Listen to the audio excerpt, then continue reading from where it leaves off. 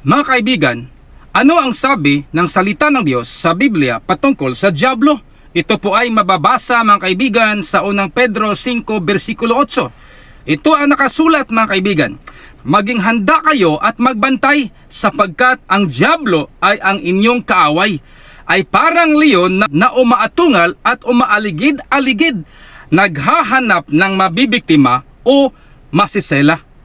Pero nagtataka ako mga kaibigan, sapagkat isang paring Katoliko nagpasalamat sa dyablo. May katotohanan ba ang sinasabi ko mga kaibigan?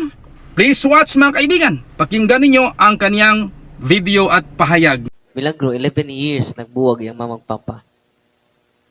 Milagro nga ni kuyog nakakita sa aktual nga exorcism yung mamagpapa. Kung dito nagluha-luha ang duha. Tingong email dong Mel, kung wa ka mapusis dong, wa po yawa, di po di sila kaam ko ba? Pasalamat po tas mga yawa, oy.